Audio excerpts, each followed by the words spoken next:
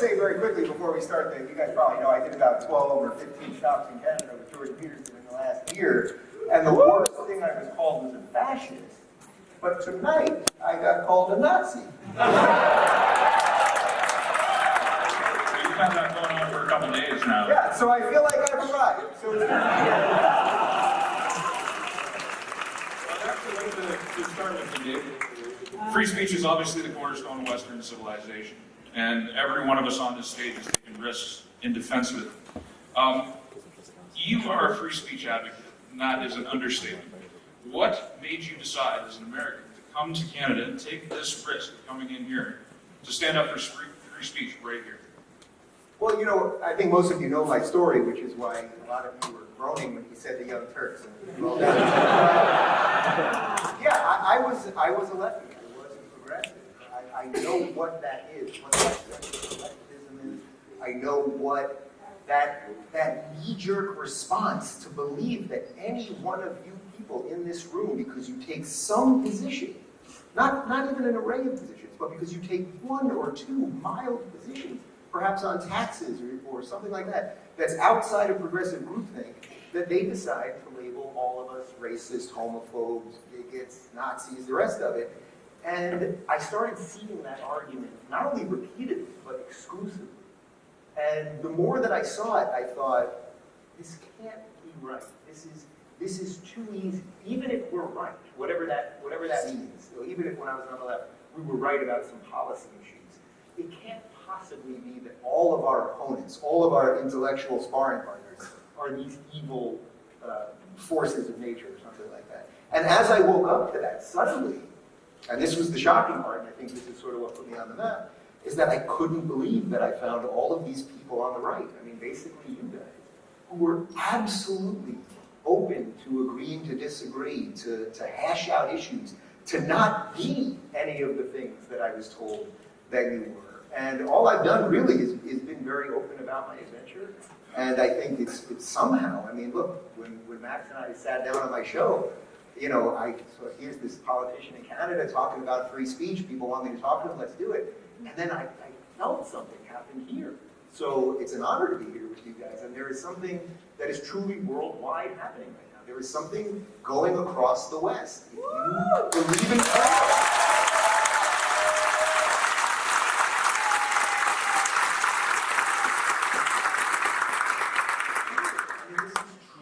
if you believe in freedom, if you believe in the sovereignty of the individual, that we should have individual rights, that is the cornerstone of Western society, of your society here in Canada, and my society at home in the United States, and all over Western Europe and the rest of it. We are now officially in the fight to defend that. And that is not a racist principle, that is not a bigoted principle, or any other of those foes, or any of those things.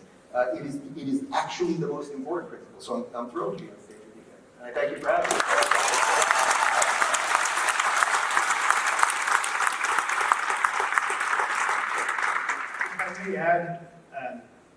Yes, fighting for freedom, I think it's the most important fight that we must do, and we are doing that together.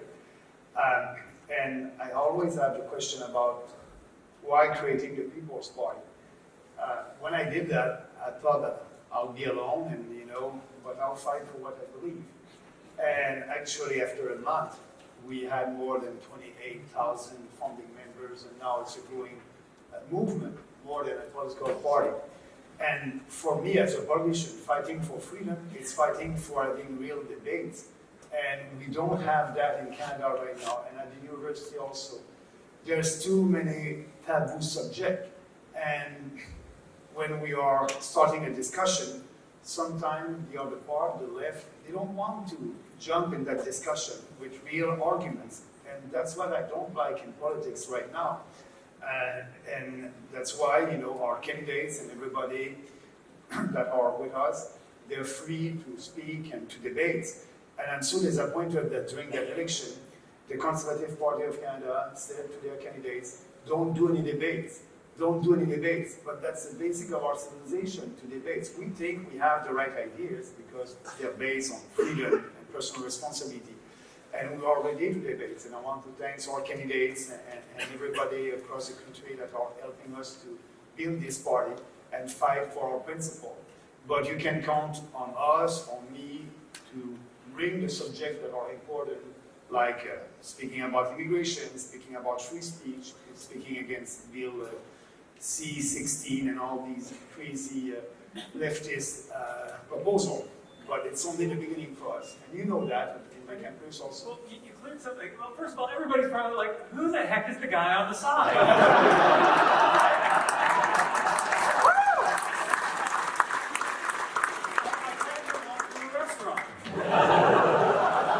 I said, hey, aren't you Maxime Bridget? I said, who's the guy you're with? I'm running as a candidate for the People's Party in Cambridge, but I didn't realize, is this true that the Conservatives are saying to their candidates, don't go to the debates? Absolutely. When I was running for the Conservative Party of Canada in 2015, the last general election, that was everything must be controlled. And it must be in line with the subject of the day or the news of the day. And they didn't want any candidates to do any debates. And I received some phone calls. I was running for the Conservative in 2015. Some phone calls from some candidates in Quebec. And they were asking me advice. Maxime, do you think I must be there at that debate in my riding? And I will always say, yes, you want to be their representative. You must be there, you must debate. But actually, that's a position from the Conservative Party of Canada. See, that fascinates me because I just thought they were afraid to debate me. You're not special, David. I really thought that I was that threatening. But that is, the problem with that is, like, that is the height of disrespect for your constituents. Right?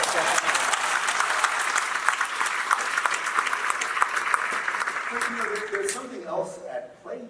It's that when you've been able to control the dialogue by labeling all of your opponents these horrible things, your ideas actually get flat and lazy. They don't get worked out. You don't have the intellectual sparring to be able to figure out what you really think and be able to stand across from someone that you disagree with and make your point clearly. And I think what happened, and the reason so much of this is connected through YouTube and podcasts, is that as over the last 10 years, you guys were able to find other ways to get information, and in a really fast way with a huge wide array of people, suddenly you heard all of these things from people that you couldn't hear about. And on the other side, they were going, well, it's worked to call everybody a racist for this long, so why even debate them? And I think that's why, with the CBC and some of the things you guys are dealing with up here, you have trouble just getting talked about. But as Eric Weinstein, who I'm sure many of you guys know, mentioned on my show, one of the fake news is not just that they're selling something that's dishonest. Fake news is also that they won't cover certain things. So be aware. Look how many people are here.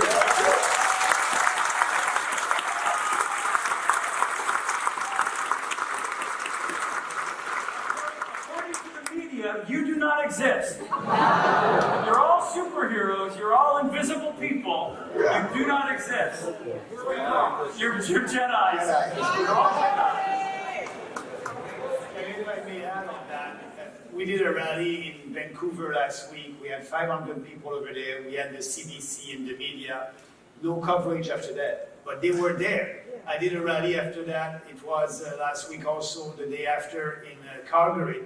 500 people over there, like the crowd tonight.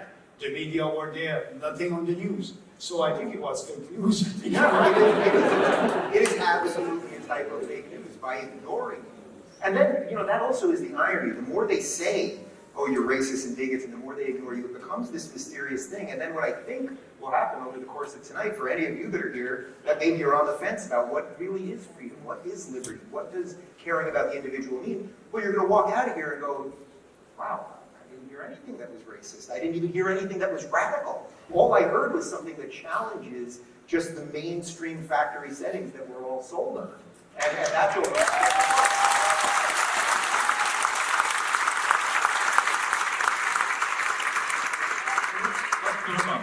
we live in a time where we have access to information, where we can get all sources of information from all different sides, but people seem to shut their eyes and they don't want to look. We have people outside that as we were coming in here, we were pushed, we were threatened, They were calling us fascists, Nazis, everything else, and even though we were pointing out that we were accompanied by a Muslim immigrant, they didn't even want to look. So how do we counter that eye shutting and advise these people here who are trying to do it for the first time? You've had a lot of experience. We've all had a lot of experience having these conversations. How do they have thick skin and how do they break through? First of all, you must have the courage of your conviction. Yes.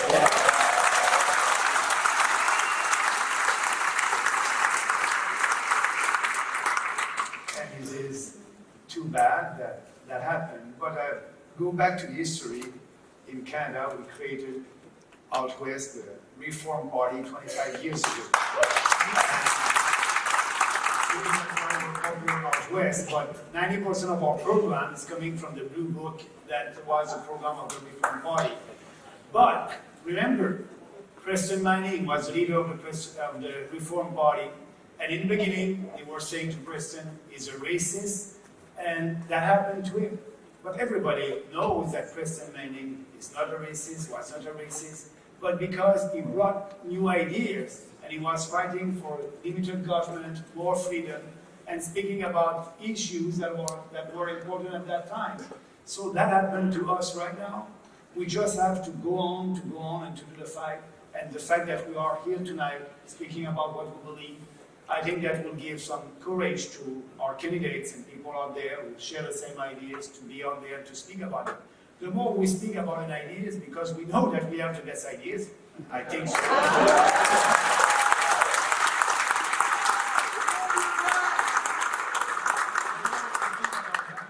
And the better it would be.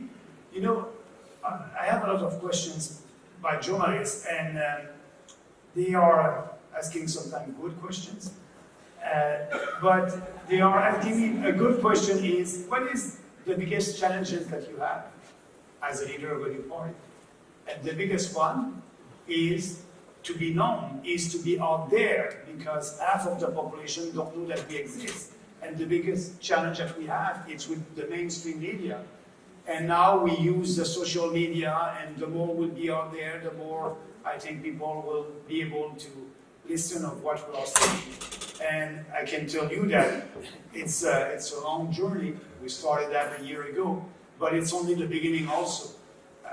I think that you and us and everybody here know that we have the right ideas for the right values, Western civilization values and ideas. So let's be out there. I don't know what is your experience in campus. Well, I would also say that we have to stop giving these words so much power. And that's a challenge, because when you get called all of these awful things, it hurts you. You can, sort of, it makes you feel like it's going to hurt some of your friendships or relationships or things like that. It's Rosh Hashanah, right? It is. You're Jewish. Yeah. And you get And called a I'm here Nazi with you tonight. crazy people. You see? You see what's going on there? Yeah. Well, The disconnect between reality and what these people out there are actually seeing is just beyond belief. well, it's the audacity of it. I mean, I wanted to be here regardless, and I'll go home and be with family tomorrow. But as Salim mentioned, it's really celebrating the creation of the universe. This is creating. What we're doing, having these conversations, is creating an ability to have more freedom in the future. But just quickly on the words, stop giving them power. So when someone says that Max is racist, what would a racist want? Would a racist want a policy that would treat everyone as individuals and not by the color of their skin? Would a racist want low taxes? I mean, we could go through the litany of absurd things that none of his policies are racist. Or is this man a homophobe? You want to hold hands for a little bit?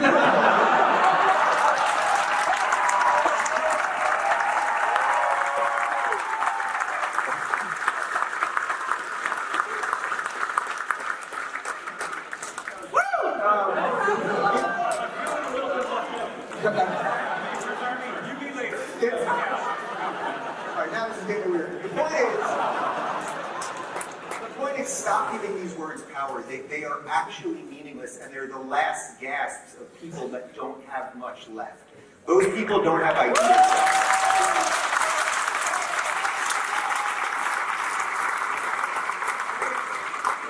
Race is a great point. And the question was, how do you get a thick skin? Well, if ever you've been walking around in the summer, you know how you get a thick skin on your feet. So you just keep getting the blisters. You just keep walking, you keep hitting the rocks. And you hit the rocks and see you get those calluses. And for each one of you here tonight, I'm speaking as a candidate, we have to have thick skins, but even coming through that door, you are developing a thick skin. Or Yep.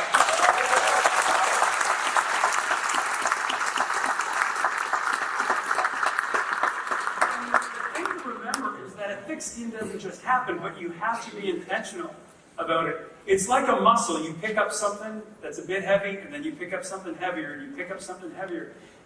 We need to take action. We need to stand up. We need to speak out when we need to speak out. We need to stand up when we need to stand up. You need to come in through the door, through the people out there who are trying to stop you, and you need to come in here and say, no, I stand for freedom. Yeah.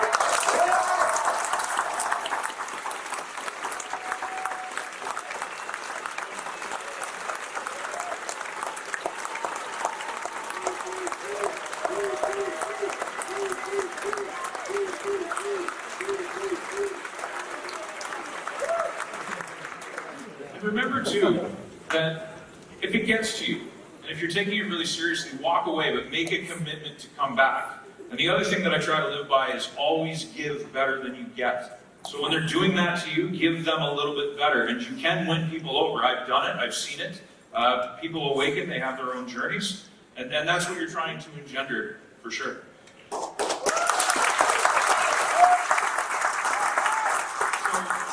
getting into something more specific.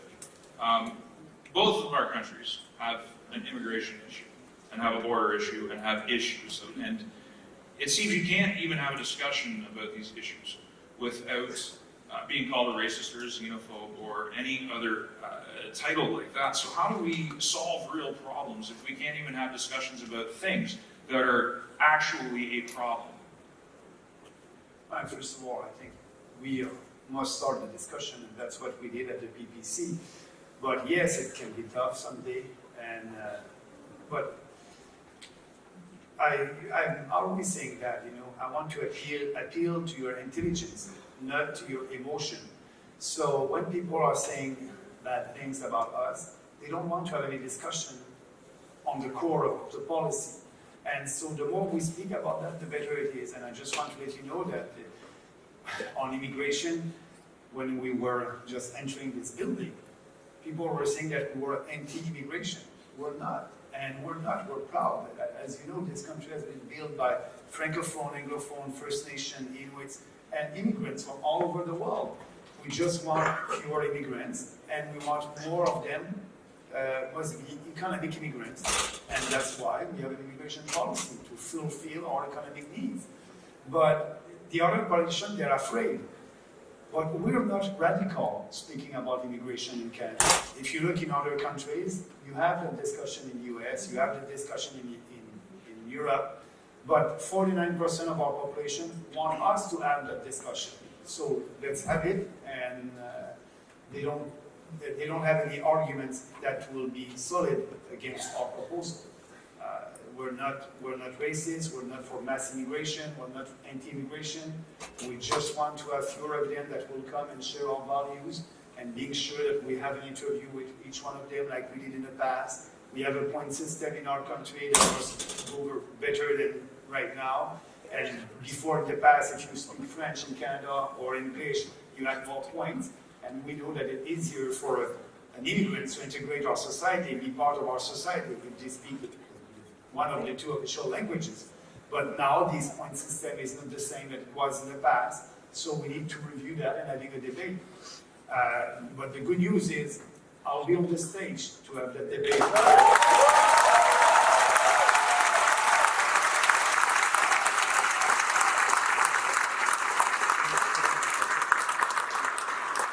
Max and I have discussed immigration in the past. We've had time to be together, and it's really difficult to say all the reasons why our policy is the right policy. I mean, when Max came to Cambridge and we had a chance to discuss our immigration policy, we had to actually hold that event in the living room of a friend in his house, because people just like those who were outside shut down our other event. They threatened the business owner until they were afraid to hold the event. And that's in Canada. Remember, this isn't the communist Soviet Union, this is Canada.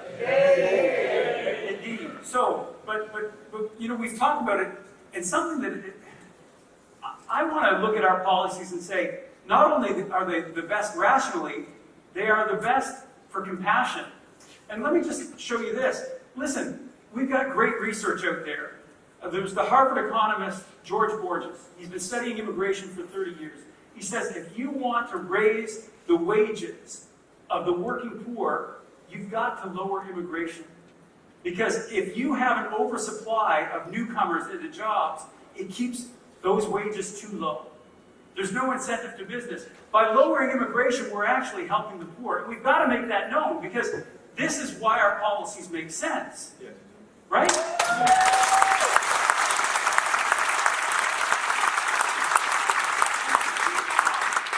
For too long, we have ceded the moral ground to the left.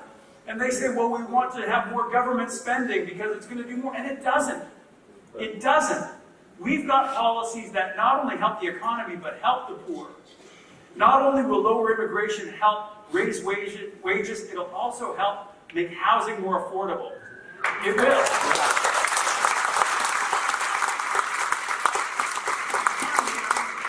We didn't want this to be a policy discussion because it's super boring, so I'm gonna turn it over to Dave to talk about immigration in the U.S. because it's crazy there. Good luck. But the last thing, lower immigration is also better for new immigrants because it allows them to integrate into society, and it makes the people who are already here more welcoming. And the work of Eric Kaufman at the University of London has shown that. And if we want to be the best people we can be to the immigrants coming to our country, lower is better. But what's it like in the U.S., Dave? Well, I won't be presumptuous enough to come to Canada and tell you guys how to run immigration policy in your country. That being said, if Bernie Sanders becomes president, I'm moving here.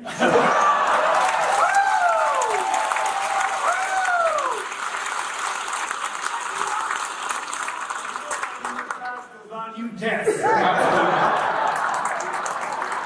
I will brush up on my French. Look, of course I agree with the basic premise of what you guys have laid out here. Every country, there's a reason that countries have borders. Countries have borders so that they can decide what is right within those borders, right? America and Canada have, overlapping, say, interests and values on, 99% of the issues, really, the people of Canada and America. Yet at the same time, we are not one country. There is a border that separates us, and you guys are allowed to decide what you want to do, what is right for you, and we're allowed to do what is right for us. And sometimes those might have some competing interests, and then we have to negotiate that. So without getting too far down like a policy part of this, I would say not only does every country have to decide, it's their duty. It's almost the most important duty. And that's why the immigration conversation is so awful, because you can quite literally, and I'm sure you guys have seen these videos on Twitter, you can see videos where basically Barack Obama and Nancy Pelosi and Chuck Schumer and the rest of the Democratic politicians, Hillary Clinton, Bill Clinton, 10 years ago were saying virtually the same thing that Donald Trump is saying now. Now, he's orange and his hair is crazy and he's got a strange affect when he's speaking and all that. But that just shows you that what's happening here, unfortunately, is becoming a team sport and not something based in honest, sound policy. And it seems to me that Max is the guy trying to reset this for you guys. And again, that's why I'm thrilled to be here.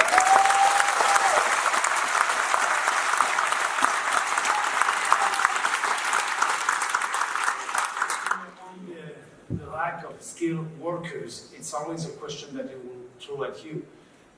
The solution is not only immigration. The first solution is for the entrepreneurs in this country to be able to invest or be more productive, and we want to help them to be able to invest because we have a policy to lower taxes, and flat tax, and all that. But the second, it's to be able to raise, like you just said, the salaries. We don't want here Canada to be cheap labor. If you raise your salaries, you'll be able to have more people. And the third one was the immigration. If it's always the first one, like you said, people will still have a low salary and they won't. So now we have a current platform for small business, for immigration, and also to be sure that Canadians will have the right salary that they expect. So that's why we need to look at our immigration and being sure that it will fulfill our economic needs, but not opening the borders like Justin Trudeau is doing right now. And don't you guys find it curious that the same people who will tell you that our nations are racist and patriarchal and homophobic and Islamophobic and all those words are the same people that want to welcome everybody here to share in the horror? Isn't that a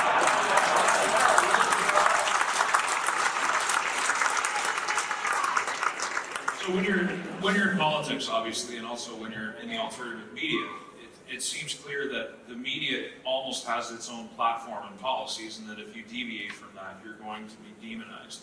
And a recent example is Greta Thunberg is touring around Canada in favor of carbon taxes, and we're mentioning the economy, and I don't think that's going to be very good for the economy. I'm going to bring this up because you're here. There was the Covington kids.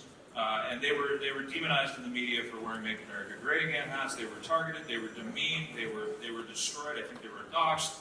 When it comes to Greta Thunberg, you can't criticize her ideas, or you're labeled as attacking a 16-year-old.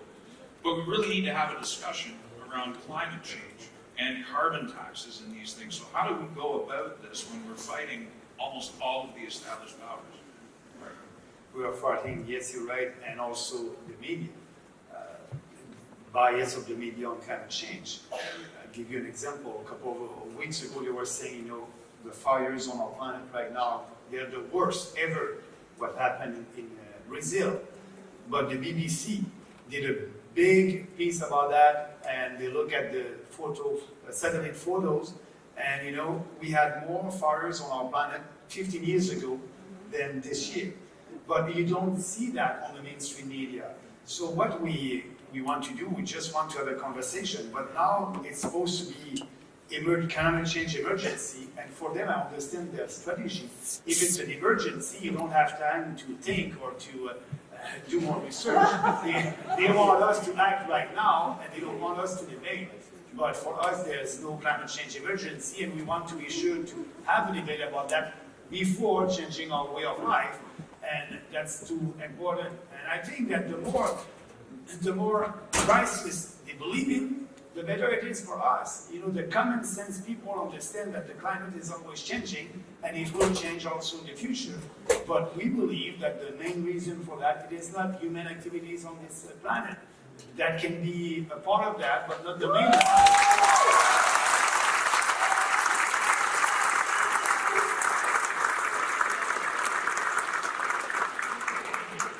To have the debate, but we are starting that debate, and we're not alone. In all our policies, we have a majority of Canadians on our side, or a huge minority. So we want to be a voice for these people. And Well, I find this to be a really fascinating one because it's becoming the next one sort of like race that people are very nervous to talk about, right? It really is becoming that type of thing. What I've found is that people on the right, when I go to events like this, it's not necessarily that you're rejecting science or you don't want to listen to 97% of the climate scientists or any of the things that they'll tell you. I mean, they're the ones telling you you're rejecting science, and then if you tell them how many genders there are, they freak out.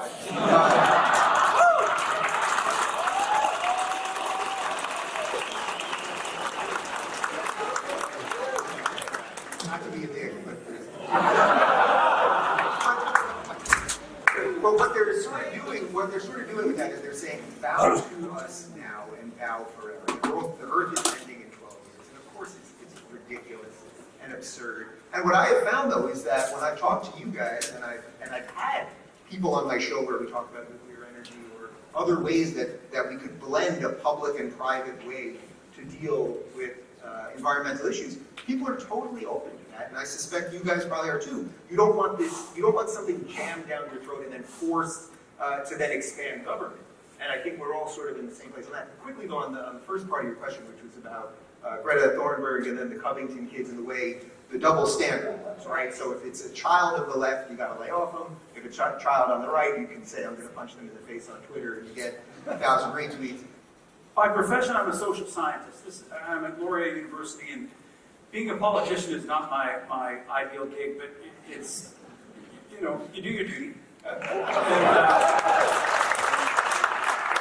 honestly, I want the facts. And coming into this, I really didn't have a firm position either way on climate change, global warming. But what I did have a firm position on was I've seen again and again in academia where there is an established doctrine, a doctrine that you cannot compromise and you cannot question, to the point where they will suppress the facts on the other side. So we've moved away from the scientific model that said we're going to have competing ideas so that it will be self-correcting. Because you've got these ideas against these ideas, and somewhere the truth comes to the top. But now, you look at the behavior of these climate scientists, and I'm thinking in particular, there's a guy at the University of East Anglia, and his name is Phil Jones. And Phil Jones is the lead researcher there, and he's also on the Intergovernmental Panel for Climate Change, the IPCC, from the UN. And there's clear evidence. The UK government has said to him, listen, you are in breach. There have been over 104 Freedom of Information requests for the data where you are claiming global warming, and you've only answered about 10.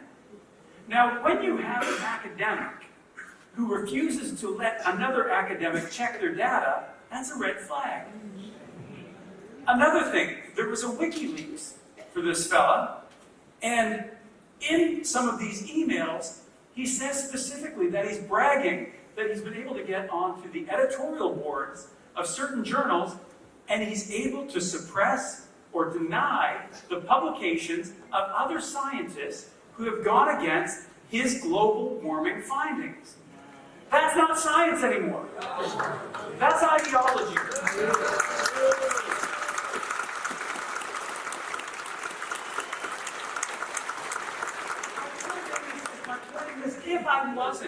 If I wasn't already skeptical, I now really have a lot of reason to be skeptical. I really do. But when I say to my colleagues at the university, listen, I'm skeptical, you would have thought that I pooped on their carpet. I mean, it's gone that far. And there were heresies in the past, and there are heresies today, and one of them is this idea that you would even question global warming. Well, when you have some scientists speaking about consensus, it's a word for politician.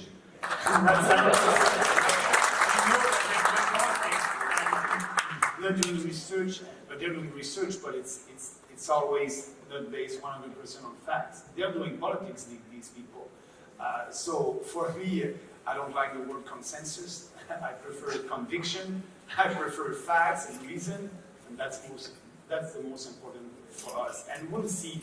I believe in the near future, that's a religion right now, climate change. But I believe in a couple of years from now, maybe a couple of months from now, people will, I don't want to insult anybody, but wake up a little bit.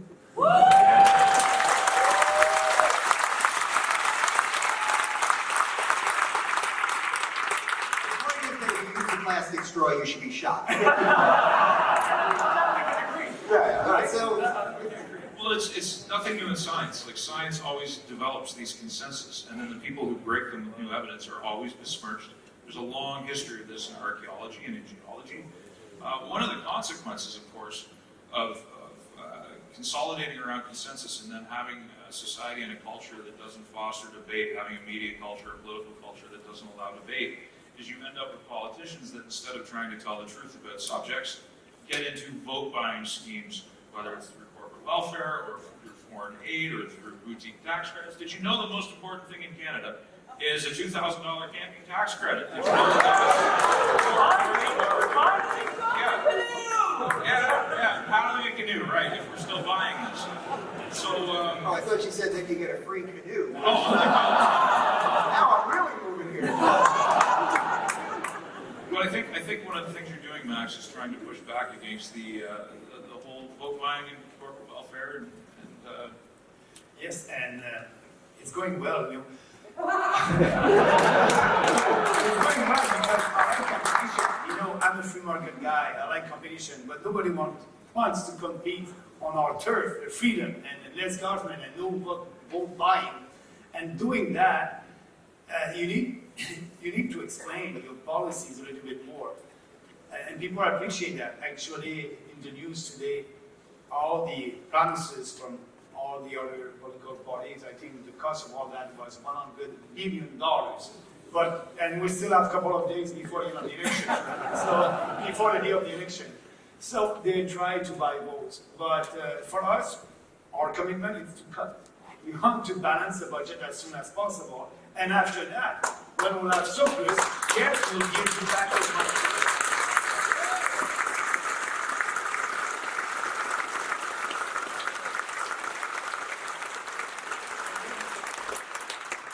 Said that he's not a real politician, and our candidates are not real politicians because they're doing politics. And you know, that's great. That's great because you don't want to get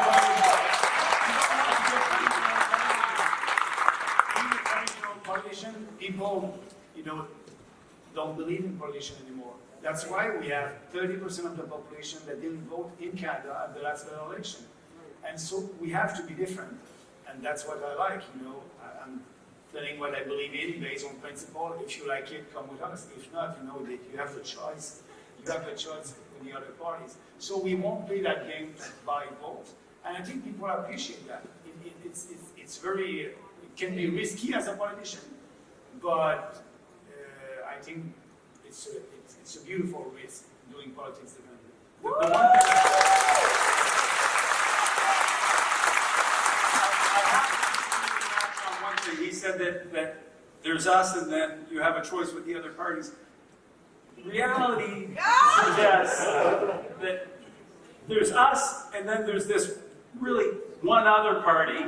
There's the liberal con, because I can't tell the difference between them.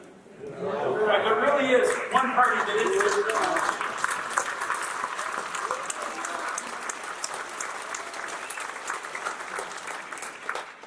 David, I want to target you for a second because you left the left, and I'm assuming your husband left with you in some way. I was watching Joe Rogan Experience with Ben Shapiro. I can't remember what it was spelled, but he apparently couldn't come to your wedding for religious reasons. And in Canada, we have this bill called C-16, which can ruin your life for misgendering somebody. It's a travesty, if you ask me. Where do you think laws like that lead and governance like that lead? And do you think they're necessary? Well, no, they're evil. That's the easy answer, right?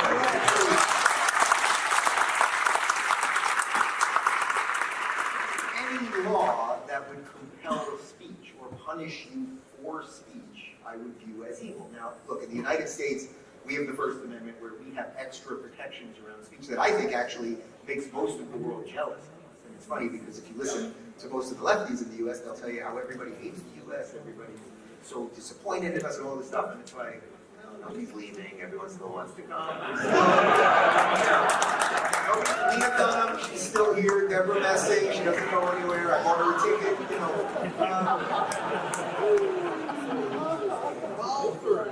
But I should mention Jordan, because obviously one of the things that put Jordan Peterson on the map is fighting this bill. And, if you watch the way the media operated, it was suddenly that this Canadian professor was now this leader of the alt-right who's a transphobe, and he hates gay people and all of these things. And I did 100 some odd shows in about 24 countries with him in the course of a year. And not only did I never hear him say one bigoted word, one racist word, one transphobic word, every show there were trans people in the crowd, there were gay people in the crowd, black people, Muslim people, it doesn't matter. All he was saying is that the government shouldn't be able to tell you what to say. We have got to protect that. That is what we must protect more than anything else. I mean, that really is simple.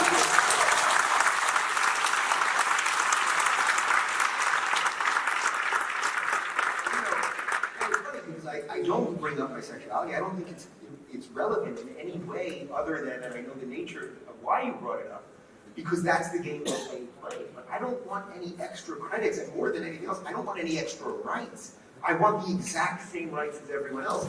Guess what? So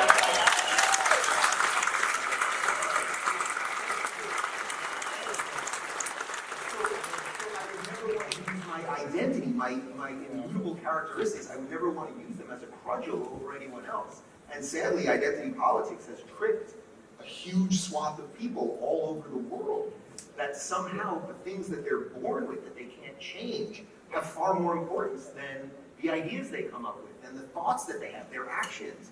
That is the reverse of Martin Luther King Jr.'s dream. And that's how perverse this thing is, and that's why we have to turn it around.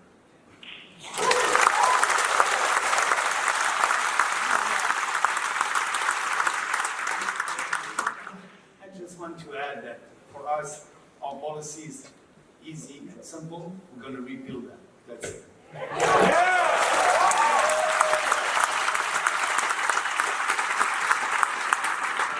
Being a People's Party candidate, and I think probably being a People's Party supporter feels a lot like that. Did you ever watch that Rudolph cartoon, that Rudolph animated thing? They had the island of misfit toys. So sometimes I feel like we are the island of misfit toys. And that's okay. But the reason I say that is, we in the People's Party have this ability to attract a really diverse bunch of people. Because we don't care what your sexual orientation is. We don't care what your color is, your ethnicity, your religion. We don't care. We do care that you want the freedoms that we enjoy here. And this really is what unifies the nation, and it's going to unify the party. But what's refreshing about it is it also makes us forget our petty differences. Like when we were at that conference in Gatineau, I'm with people who I normally wouldn't have been hanging out with. Right? Seriously, it's the island of misfit toys. But suddenly we all have this common cause that we want freedom. And that is so important that it can overcome our differences. And so this is something that's not just a political party, it's a movement. And as you say, this is what will rebuild Canada.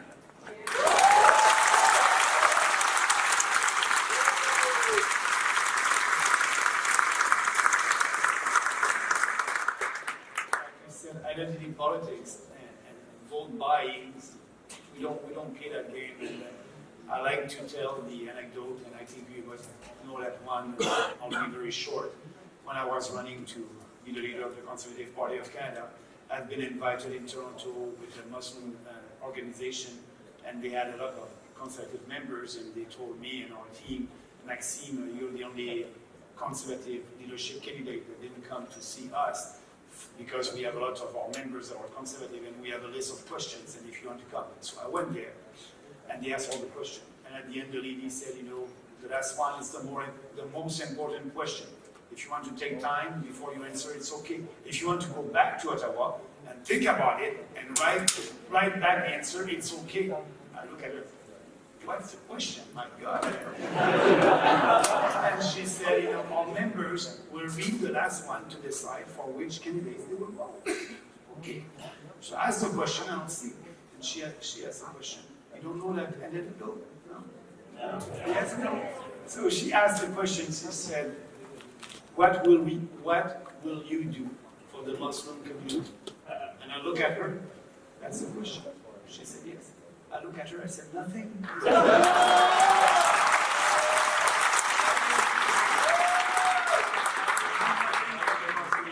I will do nothing for the Jewish community, I will do nothing for the Christian community. And I look at her, I said, but I will do everything for you as a Canadian.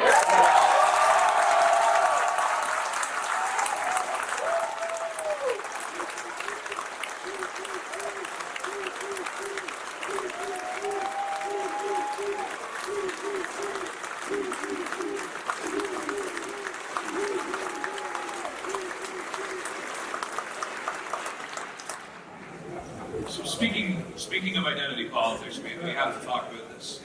In Canada, we have this thing called the Multiculturalism Act, which more or less, well, it deploys. It's not that we're against other people celebrating their culture, but it deploys public money towards balkanizing the country essentially, and it doesn't promote a core Canadian identity, and it leads to things like Justin Trudeau saying that Canada does not have a core national identity. So you guys disagree with that? Okay, we actually have that. You've talked about repealing it, and I think that would go along with ending identity politics. Yeah, absolutely. We don't need a legislation to tell us who we are as Canadians. So yes, Canada is a diverse country. We're proud of that. What we don't like and we don't want the federal government to spend money to celebrate every diverse celebration. Like I like to give that example in the Chinese year. You know, the Chinese people, Canadian from Chinese origin, if they want to celebrate their Chinese year, that's perfect. Go, and they're free to do it. But the government must not spend money to celebrate that. I think the government must spend money to celebrate.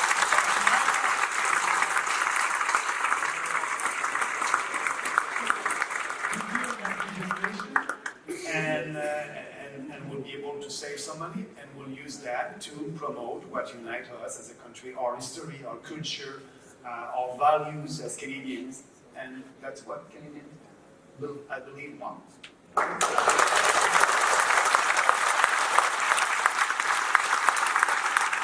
This is where you really have to watch the media closely, because the low resolution, to quote Jordan Peterson, version of this would be they hear you say, oh, I don't want to give you anything as Muslims, or you don't want to fund Chinese food or something. And the low resolution version of that is they'll spin it in a way that it sounds like you're saying something against Muslim people, or you're saying something against Chinese people, or Jewish people, or whatever it is, when that is obviously 100% the reverse of what you just said, and we all know that. So you really have to see the way the media plays with this, and then be ready, to answer an earlier question, be ready then to challenge the people who are coming after you for supporting this guy, or for having any of these beliefs. Be ready to fight them on their ground and go, no, he doesn't want special treatment. He wants you, guys standing right in front of me, he wants you to be treated the exact same way as everybody else. You know, and that's what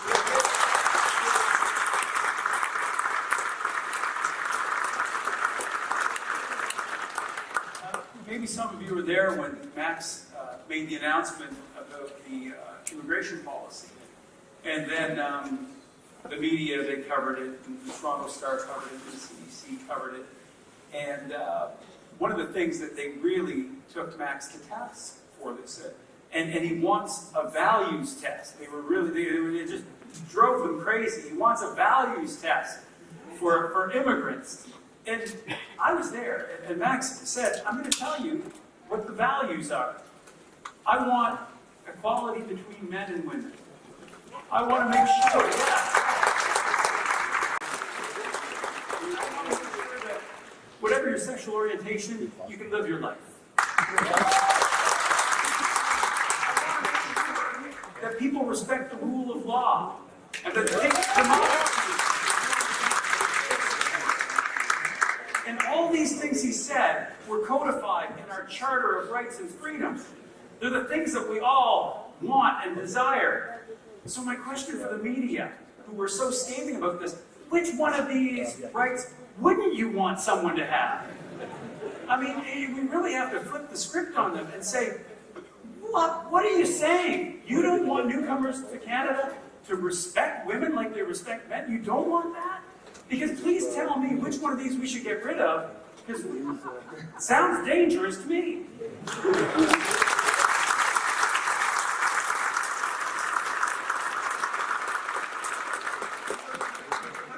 Your country is your home, and I think you should treat it like your home. I believe that people can say anything they want outside of my home, but I don't invite anyone into my home at all times to say whatever they want. I don't invite people in my home that would be actual homophobes or real racists or anything like that. I'm not trying to put them in jail outside of my home, but I have a fence in front of my house. I have a lock on my door. Believe it or not, it's pretty crazy. And there's a reason we have those things. And I think we should start thinking of our countries as our home.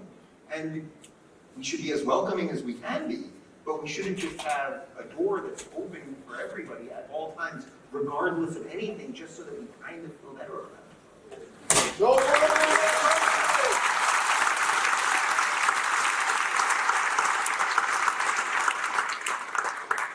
The left is fond of, as we're kind of talking about here, inverting the meaning of words so that equality in their lexicon now means, assessing you based on your intersectionality point score and dividing you. So it's a flip script, and I think we have to wrap this up soon. But I wanted to ask you guys, what individual experience was the craziest that you've had the sorts that we had outside today, if you could think of one thing you've run into in terms of personal experience, the craziest thing you've experienced.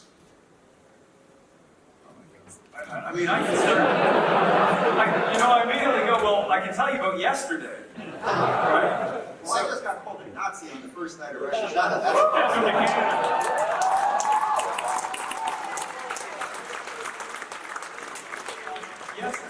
So I woke up yesterday, and as all good politicians do, I'm learning what it is to be a good politician. So I went on Google and I saw, has anybody in the media mentioned me today? And I always look for Max first, and then I look for myself. So yesterday, CBC had a story, and it was saying that it was local CBC.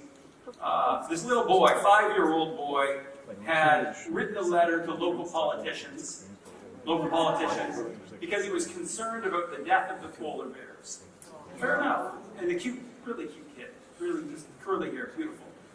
And of course, it said, Dave Haskell did not respond. And so, I'm frantic. I've got 5 kids. I mean, I love kids. I don't want to disappoint a child. I'm frantic. I'm thinking, how could I have overlooked this? How could I have overlooked it? I'm searching my email box. I call up the secretary of the Riding Association. Did you get a letter and not hand it on to me? It's something from a kid about polar bears? Nothing. Turns out we didn't get a letter at all. And then, I slowed down for a bit and I thought, wait a minute. CBC didn't even check with me. Did you ever receive this letter? This whole thing was fake news. They did know, the other candidates, they answered the letter. I quickly set off an email to the CBC. Are you kidding me? You didn't even contact me. I received no letter. And now I'm getting emails. Why don't you like kids? So that was just yesterday. I mean, I could go on, but that's a typical day as a People's Party candidate. I'll let you know. I feel like I should give you a big finish here, so I'll do one that I think probably most of you saw about 3 months ago. Front page, Sunday, New York Times, a picture of about 40 YouTubers, and the headline is, if some of you remember it exactly, something like the rise of the alt-right on YouTube, something to that effect. And of course, my picture was in there, and Jordan Peterson and Shapiro and Milton Friedman. I mean, a real, there's nothing, like a dead libertarian economist to lead you to Pepe. And the whole article was, the article truly was a work of fiction, because what they did was the author, by the way, his name is Kevin Roos, which is the greatest name for a New York Times author ever. If you didn't get that, think about it for a second. Roos. The premise was that this kid, he found a kid, like a 20-something-year-old kid who was kind of on the left, but then started watching YouTube videos, became kind of on the right, and then at the end, he actually ends up a lefty, because he finds lefty YouTube in that state. So the whole title of the, I swear on my life, So the whole title of the article was wrong, because the idea was that he became a righty, evil alt-right or whatever it is. Anyway, I invite the guy on my show, and of course he doesn't respond to any of that stuff. But my dad, who has subscribed to the New York Times for 45 years, longer than I'm alive, had to go to the coffee shop that day, that Sunday, and have a woman that lives in the neighborhood come up to him with the paper, with my picture, and say, I didn't know that David is a leader of the alt-right. And my dad said, well, neither did I. But that's what we're up against. It's not just the false cries, it's the way the media plays into it. And look, it's in a weird way, you can see the people out there, and it seems kind of scary, or it seems like it's sort of taking over everything. That's just a bunch of misguided young people that eventually, as the world progresses and we get these ideas out there, we can fix some of them. But this is a holistic problem between the ideas, fighting identity politics, fighting the media, fighting the political establishment, all these things, and we all have to figure out what role to play. And I would say more than anything else, for you guys, it's probably just being a little bit braver. But you're already here, so you're already doing it. So I don't mean that in any judgmental way, truly. I mean, it's It's just about being a little bit braver. We live in the freest societies in the history of the world right now, really. For all the badness that you think is out there, Canada is still an exceptionally free country for now. And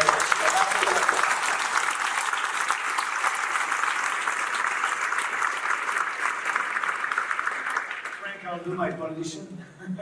I won't answer your question because I want to finish on a positive note. And so, you know, a lot of bad things can happen, and as you know, if you look at the news, you'll see. But the best thing for us and for me was the creation of the People's Party of Canada.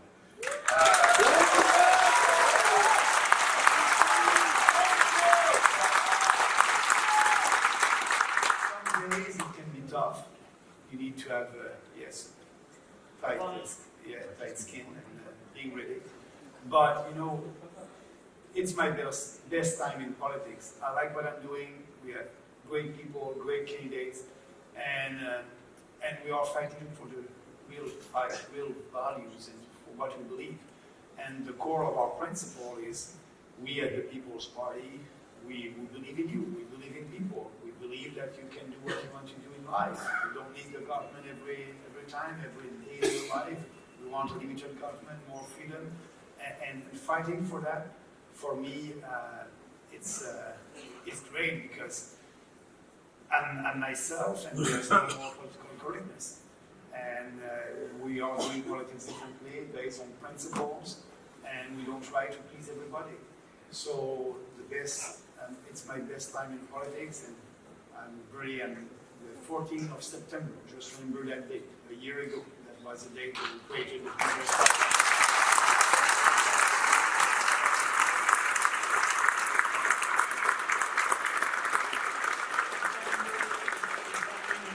It's only the beginning, and we'll be there, and we'll see what will happen in a couple of weeks from now. But having discussion like that, and I think Canadians will have these kind of discussion in their house, around the kitchen table, and the more they will speak about what they believe in for a better country and a freer country, the more we'll have support. So that's all.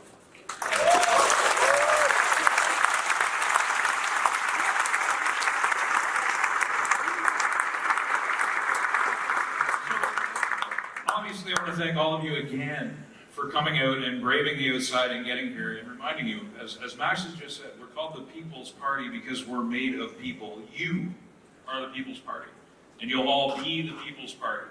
So I appreciate everything that you have done tonight as well.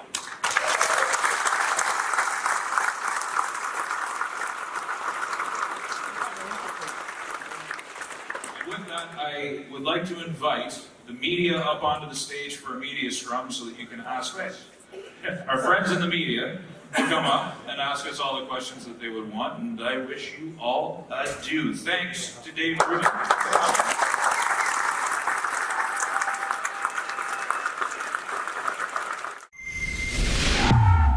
The election is just a few weeks away, so make sure you keep up with all our coverage, like, subscribe, and hit the notification bell so you never miss another video.